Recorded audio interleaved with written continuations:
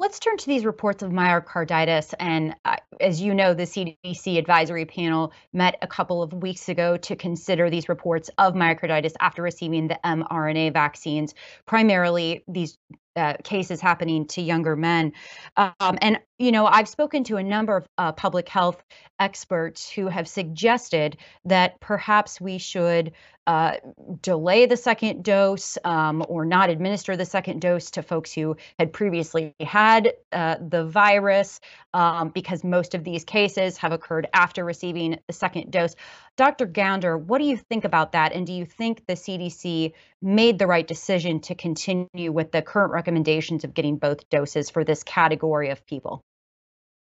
Sure, and I'll answer that in just a moment. I do want to clarify one point about immunosuppressed persons. I think some people get confused about that and think it means they cannot get vaccinated. If you have an immunosuppressive condition, I would still get vaccinated. We cannot, with reliability, predict who will or will not respond to the vaccines.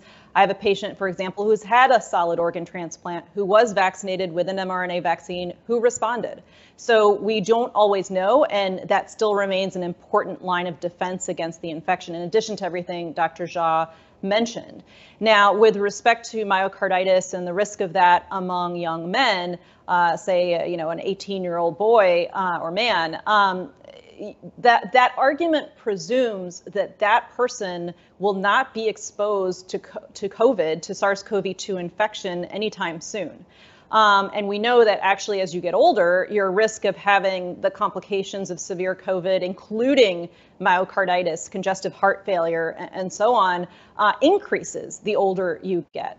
We also know that in terms of long-term sequelae, so long-term heart failure, not just myocarditis, you're far more likely to get that with COVID than you are with the mild myocarditis that you get from vaccination. So I think what's unfortunate about that argument is that it simply assumes that nothing's going to happen. There's going to be no exposure until this person magically turns, I don't know, 30 or 40, and that's simply not the reality.